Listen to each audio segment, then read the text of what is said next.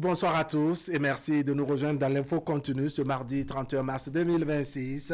L'actualité nationale avec la campagne présidentielle qui se poursuit sur l'ensemble du territoire national. Les duos candidats ont tous investi le terrain, de même que leur soutien. Chacun vante ses mérites assortis des promesses parfois époustouflantes. La période s'y prête bien, même si par endroits on y met de la lucidité pour éviter la démagogie. Quoi qu'il en soit, le contact avec les populations se poursuit et nous ce soir on questionne les forces et faiblesses des prétendants au fauteuil présidentiel. En plateau, Delphin Gangana. Delphin Gangana, bonsoir. Bonsoir monsieur Ham, bonsoir à tous les téléspectateurs, bonsoir à mon binôme de tous les mardis. Allez. Paul Arnaud, oui, bonsoir à tous. Allez, merci pour votre disponibilité. Nous sommes au 5e jour de la campagne présidentielle. Quelles observations faites-vous, Delphin Gangana? Il faut déjà remarquer que la campagne se fait sans violence. Il n'y a pas du tout de violence. Et je pense que c'est déjà une bonne chose que ça se passe ainsi. Vous avez vu, même les zones que les gens estiment en difficulté, ça a commencé par là-bas parce que le duo Wata, c'est-à-dire Wadayi Talata, va commencer leur campagne à partir de Kandi, Bembeleke et autres. Donc une zone que les gens pouvaient estimer que oui, il y avait insécurité, que ci, que ça. Ce qui moi m'amène à dire que ok, que... Vous pensez que le choix de cette zone pour démarrer la campagne, c'est stratégique? Oui, c'est stratégique et que c'est un signe de ce que oui, le pays est en entier et que nous maîtrisons la sécurité, même si nulle part au monde, en tout cas, il n'y a jamais d'insécurité zéro. Donc, du coup, il faut constater ça. Mais l'autre chose, c'est qu'il faut constater que nous sommes un peu comme dans le second tour. Hein. C'est un peu comme s'il y a déjà un premier tour et que, bon, c'est le second tour. Donc, tout le monde converge vers un candidat. Vous faites allusion au fait qu'on n'a pas assez de candidats, c'est ça? Ouais, non, pas qu'on n'a pas assez de candidats, mais c'est juste que c'est un peu comme si c'est le second tour d'une élection présidentielle qu'on avait l'habitude d'organiser. On vous comprend. Paul Arnaud de Guénon, quelle lecture faites-vous, je dirais, de ces 5 jours de campagne dans lesquels nous nous trouvons, campagne présidentielle? Je crois que je vais appuyer vraiment ce qu'il vient de dire, Delphin. Ça ne vient pas tous les mardis. Non, franchement, et dit vraiment un bravo, sincère bravo, en tout cas à l'équipe de Wadayi Talata pour avoir choisi de démarrer leur campagne par Kandi.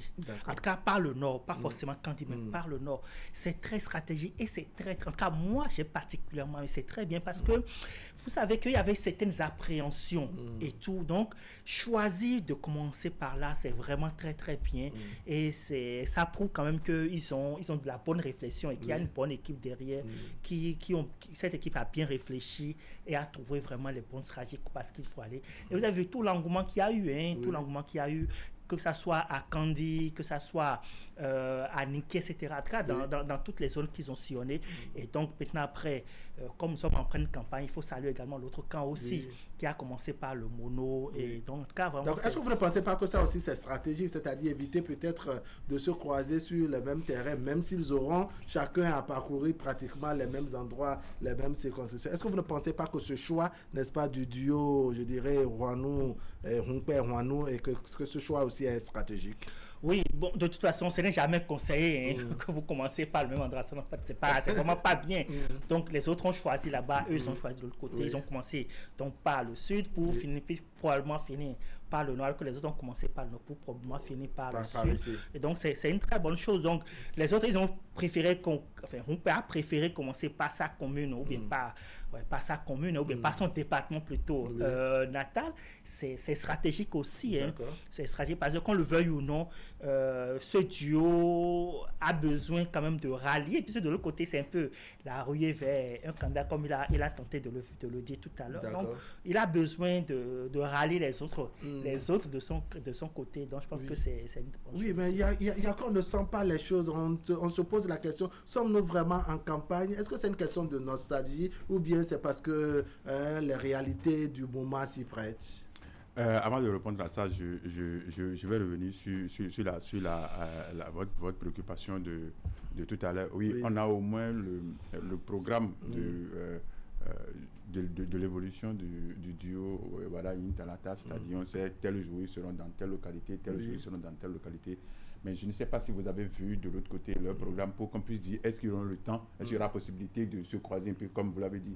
Parce que moi je souhaite vraiment qu'ils se croisent, histoire de se faire quand même, je ne sais pas, quelques accolades pour montrer au peuple que oui, nous sommes en campagne, mais que ça le fait plus. Que ce n'est pas la guerre. Que ce n'est pas la guerre. Moi, je souhaite quand même voir quelque chose du genre, mais comme je ne connais pas le programme des autres pour savoir est-ce qu'ils auront le temps d'évoluer, parce que si le duo disait nous on a fait 10 ans d'opposition, on n'a pas les moyens pour faire tout le tour, et qui demande à la population de porter l'information. Je ne sais pas s'ils auront le temps d'évoluer, histoire de se croiser.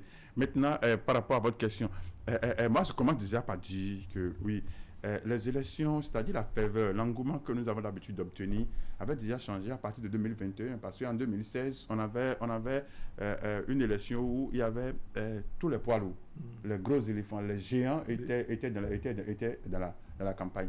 Mais pour cette fois-ci, vous allez voir que ce n'est pas la même chose. Déjà à partir de 2021, ça a changé, de sorte à ce que le bruit que 2 personnes pouvaient faire, comparativement à une dizaine ou vingtaine de personnes passées en 2016, on en a jusqu'à 16 ou pratiquement une vingtaine de candidats. Ce qui fait que dans chaque localité, il y a des mouvements. Mais pour cette fois-ci, c'est seulement 2 duos, et que ces 2 duos se trouvent accompagnés par des partis politiques. Et donc, du coup, c'est juste 2 lignes, quoi. L'autre est de l'autre côté, l'autre est de l'autre côté.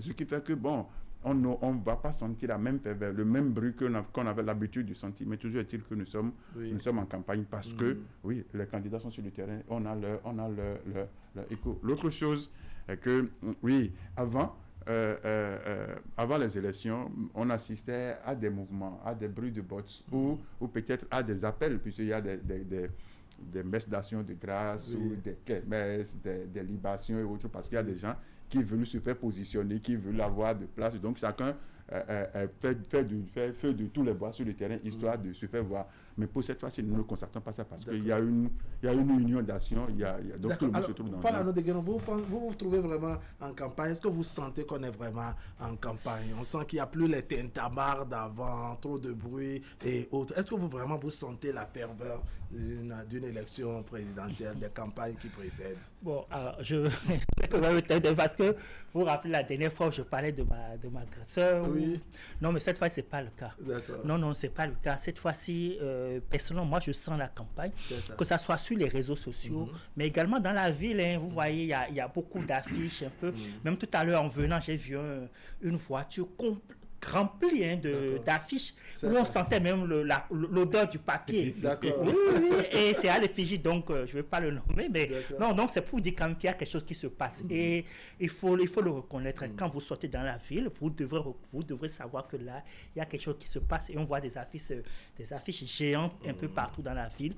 Et le pire, ce sont les réseaux sociaux où vraiment c'est vraiment inondé. Vous sentez quand même quelque chose qui se passe. Maintenant, il faut dire que pour l'instant, c'est vrai que les candidats sont un peu de l'autre côté du pays. Donc, il y a l'autre qui est dans le septentrion. Ils sont un peu distants. Voilà. Et donc, sûrement que vers la fin de la campagne, peut-être que les 2 équipes vont converger un peu vers Cotonou. On va vraiment sentir la fièvre à Cotonou. Sinon que pour l'instant, on voit un peu les affiches et autres. Mais bon, il y a quelques caravanes aussi qui circulent de part et d'autre. J'en ai déjà rencontré aussi. Mais vous voyez, on est à 5 jours de la campagne. Il en reste encore 8 ou bien combien. Voilà. On a 14 jours de campagne. Alors, Delphin Ngangana, on va parler tout à l'heure des forces et faiblesses des candidats qui ont tous investi, je dirais, le terrain. Mais je voudrais vous amener sur un terrain. Il y a que ça fait 5 jours. Ce n'est pas peu. Il s'agit également de l'élection présidentielle. Mais jusque-là, on ne note pas de confrontation entre candidats. Autant on n'en note pas également dans le rang de leur soutien, leurs militants et autres. Comment vous interprétez, je dirais, ce fair play? Il faut d'abord dire que c'est la maturité du peuple béninois, parce qu'on a compris que oui, les campagnes, ce n'est plus comme ce qu'on avait vécu en 91-96, ce qu'on avait vécu en 91-96, que ce n'est plus ça, et qu'aujourd'hui, oui, on va juste s'affronter au niveau des idées, et puis après, la vie continue. Et non seulement ça, vous savez, le Béninois a très vite compris l'enjeu, et se dit, ok, même si ce n'est pas un match plié d'avance, mais c'est quand même que oui, c'est un match, et que comme c'est un match, donc il faut jouer aussi, c'est un match amical. Et c'est un match, en tout cas, entre Béninois. Entre Béninois. Oui. Et donc, il n'y a pas à se tirailler, il n'y a pas à se... et ce qui fait que vous allez même voir, même les candidats, avant, on entendait même des accusations, des insultes, ou des quoi, mais pour cette fois-ci, on n'a pas eu ça, même s'il y a quelques pics, c'est juste pour dire... bon, on ne peut pas, on a dit on est en campagne, donc on ne peut pas ne pas se lancer quelques pics, sinon vous allez sentir que oui, chacun essaye d'aménager ou d'adapter son discours à l'auditoire. C'est-à-dire, je suis quelque part. Si c'est qu'il faut parler de la bière, quelque part, il va parler de la bière à cet endroit parce que j'estime que c'est ce que les gens qui sont là veulent entendre. Oui, c'est ça le besoin des populations. En tout cas, là, vous êtes allé, c'est là leur où besoin. si je veux parler d'aileron ou de poisson quelque part, je vais dire pour... Un peu comme si Delphin Gangana a besoin de la bière juste après l'info continue. Alors, comment vous voyez, je dirais, l'opération sur le terrain? Pas d'affrontement, pas d'insultes, pas d'attaque entre candidats, ni d'attaque entre leurs militants, sympathisants et autres. Vous interprétez ça comment? Bon, de toute façon, ça aurait surpris vraiment qu'on ait ça. D'accord. Ça aurait vraiment surpris parce que quand vous... Mais par le passé, on avait ça. Est-ce qu'il faut dire qu'aujourd'hui, c'est, je dirais, la maturité qui nous amène à ce degré de citoyenneté ou bien qu'est-ce qui se passe concrètement? On a souvent chanté, élection, ce n'est pas la guerre, mais les attaques, les confrontations entre, je dirais, militants de tel bord et autres, ça ne manquait pas. Cette fois-ci, qu'est-ce qu'il faut dire exactement? Bon, déjà, il faut dire que le candidat qui représente l'opposition actuellement se dit déjà opposant modéré. D'accord. Vous voyez donc déjà le discours. C'est ça. Donc ces militants, ces supporters sont également des modérés. Donc on comprend aisément pourquoi est-ce que le discours donc sur le terrain est modéré également. Oui. Vous voyez, et puis n'oubliez pas aussi quand même que le parti donc de ce candidat, de Paul Rumpet, tout à fait, est en accord de gouvernance avec le candidat, avec le parti qui soutient donc le candidat en face. Doit-on considérer que ce sont des clauses de non-agression qu'on est en train de respecter? Bon, c'est possible, je ne veux pas dire ce mot, c'est possible, mais dans tous les cas, on note quand même que chacun parle pour lui, il n'y a pas d'affrontement, ni verbal, ni autre. Et puis, donc, chacun se défend. Et comme il a dit, sur le terrain, chacun essaie donc de séduire. Et sur ce plan, il faut reconnaître quand même que moi, j'ai quand même été agréablement surpris par le discours de chacun des candidats parce que vraiment, on sent de la vraie séduction. Quoi. De la vraie, de part et d'autre. Quelles sont les phrases fortes, les déclarations fortes, les promesses, puisque c'est la période des grandes promesses également. Quelles sont les déclarations fortes qui ont attiré votre attention chez les deux candidats, par exemple? Adjavier. Je crains d'avoir affaire à des alcooliques sur le plateau, des passionnés de la bière sur le plateau. Non, mais vous m'avez demandé des phrases fortes. Donc, en cas de l'autre côté, il a promis, par exemple, de reverser les AME. Donc c'est une bonne chose. En tout cas, c'est une façon de leur trouver une retraite, une bonne retraite et de meilleures conditions. Il a dit aussi que l'euro va venir à 1200 francs le kilo. Le prix va baisser. Voilà. Donc ça fait partie donc des promesses fermes. Vous pensez vraiment à votre ventre. Non, mais maintenant pour venir un peu plus sérieux, de l'autre côté. Qu'est-ce que vous dites que ce que le candidat a annoncé, ce n'est pas sérieux? Ça intéresse beaucoup de personnes. En tout cas, ça séduit. Ça séduit. Bon, maintenant après, c'est discutable. D'accord. Puisque après le prix, ce n'est pas forcément au gouvernement de fixer le prix de l'euro. Bon. Mais le gouvernement peut travailler à cela. Le prix puisse s'incliner. Tout à fait. Dans le cas, c'est discutable. C'est discutable. Maintenant, de l'autre côté, par rapport à AME, lui dit que non, qu'il ne s'agit pas de parler de reversement, que ce n'est pas ce qu'il faut dire, mais il faut plutôt parler des conditions de vie et que lui garantit donc que ces enseignants auront donc une meilleure condition de vie et puis que leur retraite aussi est assurée. Donc le mot, ce n'est pas reversement, mais beaucoup plus condition de vie. Et puis là, tout à l'heure même, il a promis donc qu'il va faire le pont au Para, etc. Donc en cas, ce sont de belles promesses, vraiment de très belles promesses. Je vais me tourner vers Delphin pour voir si lui aussi il a fait attention à ces déclarations, à ces promesses fortes des candidats. Oui, il a déjà repris au moins 3, mais je vais ajouter que quelqu'un aurait dit que quand il sera candidat, il va éviter les séchages sur les chaussées, c'est-à-dire les gens qui sèchent leurs produits agricoles, puisqu'il y a des endroits, si vous prenez peut-être par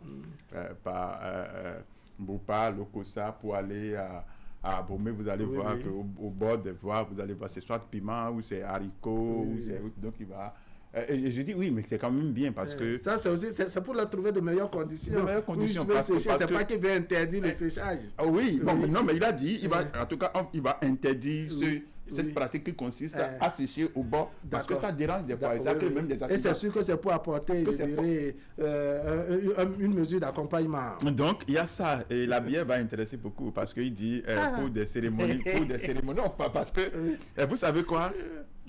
Non, et puis apparemment, cette histoire de bière, ça ne va pas finir. Faisons sérieux, parce que... Oui, je suis bien sérieux, moi. Oui, faisons sérieux. Par rapport à sa proposition qui parle de la bière, ce n'est pas la bière qui intéresse, mais c'est l'idée qui est derrière. C'est-à-dire, il dit... Parce que moi je dis, oui, il faut partir petit pour grandir. Oui. Ceux qui ont commencé par faire une grande brasserie n'avaient pas commencé par de la grande brasserie. Oui. La banque n'était pas banque aussi modernisée au départ. Oui. L'assurance n'était pas aussi modernisée au départ. C'est que c'est de l'informel qu'on a fini par formaliser pour en faire des secteurs formels. Donc ce qu'il dit, c'est juste pour dire, oui, ce que nous savons faire, essayons juste d'améliorer. Même s'il ne devient pas candidat, s'il ne devient pas président de la République, je pense que c'est une idée que tout gouvernant devrait pouvoir dire, mais ce que nous faisons ici, c'est l'intéressé a eu l'intelligence de faire, mais pourquoi analyser, voir qu'est-ce qu'on peut corriger dans ça et le faire. Donc, je dis en partie, c'est quand même bien qu'il pose de ces genres de ces genres d'initiatives, de vision, mais je l'ai aussi souhaité qu'ils disent, parce que sa ville, le Bogo, se trouve à un marché, un grand marché qui se trouve être un marché central pour beaucoup de locaux. Il y a des gens qui quittent Porte-Nouveau pour aller jusqu'à le Bogo. Oui. Mais vous quittez le goudron pour aller dans le marché, c'est juste 5 km. Mais que c'est de la terre rouge et que c'est difficile. C'est ça. Mais pourquoi ne pas demander, même depuis qu'il était ministre ou maire de Bopa, ou même de l'opposition, pour dire, je suis même de l'opposition, mais essayez quand même modérément. C'est sûr que ça vient. C'est que ça viendra. Je n'ai pas fini. Non, stratégiquement, il y a des endroits que moi je dis, c'est même le Bogo. Oui. Parce que Bopa se trouve être une commune sœur à Alada. Oui. Et que pour quitter Alada et aller à Lobogo, la terre rouge qui quitte Lobogo pour aller à Alada, c'est juste 42 km ou 43 km. Mais c'est impraticable. Mais pour venir, vous serez obligé de quitter Alada, passer par Ouida. Et vous allez faire pratiquement des centaines de kilomètres. Mais pourquoi ne pas régler ce petit problème? Parce qu'une fois qu'on relie ces deux villes, mais ce serait quand même... C'est sûr qu'arrivé à Alada, on va vous tenir ce discours. On va vous tenir ce discours. Maintenant, ça c'est du côté des hommes, du côté du couple, parce que là-bas, non, ils sont tous couples, mais couple masculin et puis couple, d'accord. Oui, ils sont des duos. Ils sont des duos. Oui, je préfère ça. Mais il y a un duo, il y a un féminin, il y a un duo. Ça, c'est vrai. Qui a que masculin. Et c'est même déjà quand même quelque chose qui fait la différence. Parce que quand il n'y a que des tendus, quelque part, c'est que c'est tendu. Mais quand il y a fendu et tendu, c'est mieux. Ça donne un peu plus. D'accord, ça équilibre. Ça équilibre. L'autre duo qui a commencé par le nord du pays, qui est en train de descendre, vous allez voir, aussi une séduction un peu comme il le dit, mais on sent quand même que il y a de l'existant et on veut continuer, on veut améliorer. Oui, c'est la continuité, c'est le candidat de la continuité. Et ils sont dans ça, parce que vous allez voir, on n'invente pas le discours, ce n'est pas, on n'imagine pas, mais c'est qu'on dit, il y a quand même. Il y a déjà ce qui est là. Il y a déjà là. Si vous nous faites confiance, on va pousser. Donc, on en vient maintenant à proprement parler à ces forces et faiblesses des candidats. Doit-on dire que ces promesses, n'est-ce pas, constituent, je dirais, les forces des candidats, ou bien qu'est-ce que vous mettez à l'actif de tel ou tel autre candidat comme force ou comme faiblesse pour l'anneau de Guénon? Alors, déjà... Parlez surtout pas de la bière. Parce que vous raclez la gorge comme quelqu'un qui a vraiment besoin de la bière. Allons-y. Non, alors, je commence donc par le duo Wadayi-Talata. D'accord. Il faut reconnaître quand même que quand vous suivez le discours, qu'il y a une certaine cohérence dans l'action. On sent une certaine maîtrise du pays. Et on sent une certaine maîtrise également dans la promesse faite. Vous voyez, on sent que ce ne sont pas des propos en l'air. Et on sent également qu'il y a eu une réflexion derrière avant que la proposition ne soit émise. Vous voyez, donc ça, c'est une vraie force. C'est une vraie force. Et l'autre chose aussi, quand vous voyez un peu les promesses, il y a une ligne directrice. Et la ligne directrice, c'est qu'on dit, OK, nous allons prendre zone par zone. Et donc, chaque zone avec son industrialisation, avec son produit phare et tout. Vous voyez, donc il y a cette ossature qui est là, qui fait que du coup, les promesses que le candidat fait dans chaque commune, dans chaque zone, correspond donc très bien à l'ossature initiale qui a été fait. Donc ça, c'est le point fort vraiment de ce candidat du duo de ce duo-là. Maintenant, la faiblesse, c'est un peu comme je l'avais dit ici, c'est que je trouve qu'il y a ce manque de prise de risque, en fait. De prise de risque. Oui, prise de risque pour dire quoi exactement? Non, prise de risque, c'est-à-dire cette capacité a fait des promesses beaucoup plus fortes. Vous voyez, beaucoup plus... Vous voulez qu'on fasse des trucs sensationnels, c'est ça? Des déclarations sensationnelles juste pour appâter vous savez, quand vous mettez la barre assez haute, ça permet quand même après d'avoir un minimum. Oui. Vous voyez, regardez le président Talon. Même quand il a fait son PAG, vous savez comment ils ont fait? C'était assez haut. Oui. Même si on n'a pas pu tout avoir, mais l'ambition était quand même assez forte, assez grande. Donc si déjà, au niveau de projet, l'ambition n'est pas élevée... Vous ne sentez pas une forte sensation, une force, comment dire, une ambition très élevée au niveau de ce projet de société? En tout cas, je n'ai pas senti... J'ai senti beaucoup plus que... c'est 7 ans. Et en 7 ans, les promesses qu'il a faites, pour un gouvernement rigoureux, sérieux, on pourrait l'avoir, vous voyez. Donc, mais l'envie d'aller beaucoup plus loin. Bon, maintenant, je n'ai pas... Oui, vous allez revenir sur le second candidat et pourquoi pas même poursuivre sur les autres détails concernant le candidat dont vous parlez tout à l'heure. Oui, qu'est-ce qui constitue? On est pour l'instant avec Wadayin Talata. Je voudrais qu'on reste là d'abord pour voir avec vous quelles sont leurs forces et faiblesses sur le terrain. L'appétit vient en mangeant. Il sera satisfait certainement de ses effets ou bien de l'attente. Mais on sent que c'est quelqu'un qui aime des sensations fortes. Oui, voilà. Mais je pense que cela ne sert à rien de faire des promesses et ne pas les tenir. Donc il faut pouvoir rester dans les normes, histoire de pouvoir dire ok, j'ai dit et je l'ai fait. L'autre chose, quand vous demandez les forces et faiblesses du duo Ouattara, je pense que un peu comme il a dit, il y a la clarté, il y a la visibilité dans ce qu'ils font. Tout au moins, il y a un document qui permet aujourd'hui à dire, ils ont dit, ils vont faire ci, ils vont faire ça. Et même si sur le terrain, on ajoute un peu, oui, parce que, comme je l'ai dit, c'est l'appétit vient en mangeant. Peut-être qu'en évoluant, on peut peut-être trouver un carrefour. Mais il y a quand même déjà une idée directrice, un peu comme il a dit, on sait qu'ils veulent faire ci, ils veulent faire ça. Et puis l'organisation est bien parce qu'on sent une clarté, on sent qu'il y a une logique dans ce qui se fait. Sinon, ce n'est pas qu'il n'y a pas de logique de l'autre côté, mais c'est juste que, bon, oui, on les suit, on peut les suivre. D'accord. Et qu'est-ce qui fait leur faiblesse? Leur faiblesse, c'est, il est vrai qu'on dit, l'essai de poisson ne nuit pas la sauce, mais parfois, ça peut très vite amener de la fermentation. Parce que tout le monde court vers la rivière. Mais est-ce que tous ceux qui viennent font la sincérité? Parce qu'il ne faut pas qu'il y ait juste des spectateurs joyeux, qu'il y ait juste des gens qui viennent, histoire de dire, bon, ok, il faut être dans le rang pour qu'au passage du chef qui puisse trouver que je suis dans le rang. Alors, en quoi cela est une faiblesse selon vous? Là, c'est une faiblesse parce qu'ils vous souviennent qu'en 2016, on avait dit KO plus KO égale à KO, mais qu'après les gens n'ont pas fait franc jeu. Donc, ce n'est pas que...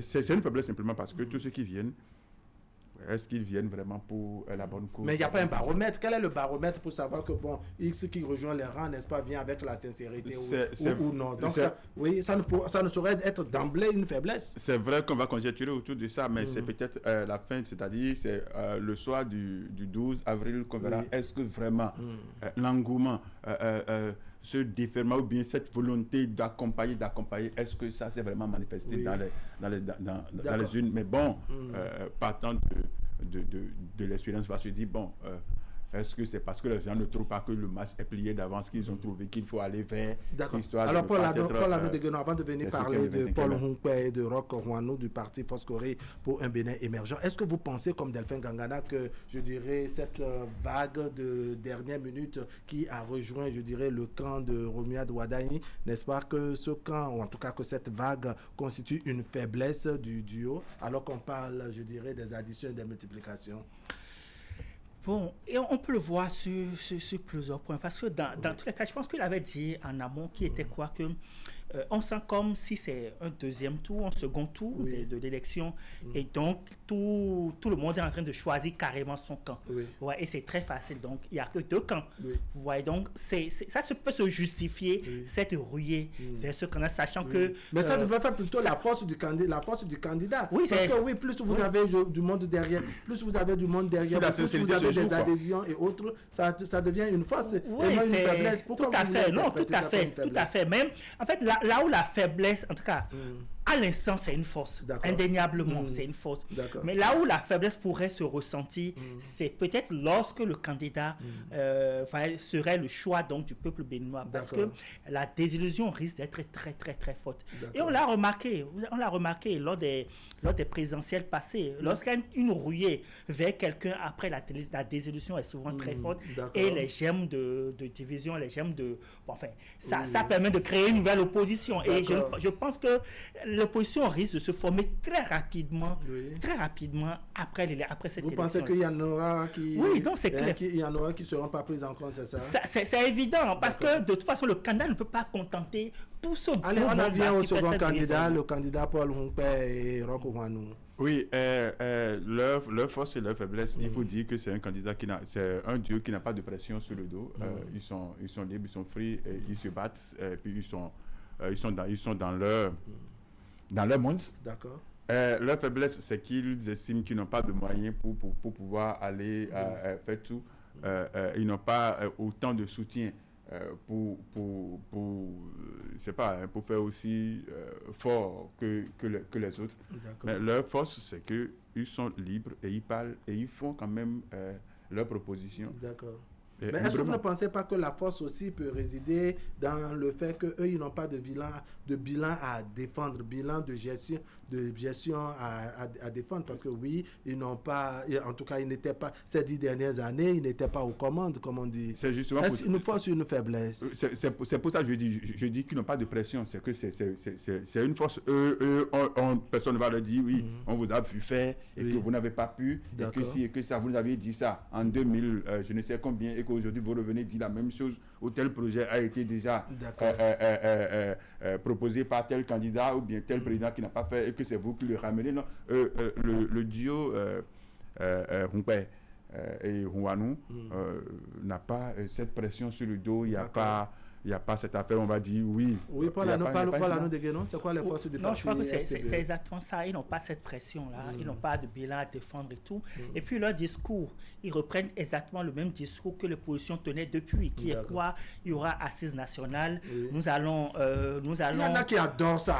Non, si, c'est ça, justement. Donc, c'est vraiment une force pour eux. C'est vraiment leur point fort. De reprendre, en fait, le discours qui se tenait dans l'opinion. Qui est quoi? Liberté, beaucoup plus de liberté, etc. Donc, vraiment, c'est vraiment une force pour eux. Et puis, je pense qu'on les avait aussi un peu sous-estimés aussi, mais aujourd'hui, ils tiennent quand même des discours qui font mouche dans leurs propositions. Vous voyez un peu comme l'histoire de Adjabia, qui quand même est quand même très belle. C'est une belle réflexion. Cette affaire de biais je crois qu'on va s'arrêter. On va s'arrêter là. Peut-être permettre à Paul Anou de Guénon d'aller prendre sa bière. Et nous allons respirer. Ce serait tout pour aujourd'hui. Merci de nous avoir suivis. L'information continue sur Canal 3 Bénin. À 23h, vous avez la rediffusion et demain, autour de 10h30. Allez, portez-vous bien. Paul Anou de Guénon, allez prendre votre bière. Merci beaucoup. Merci.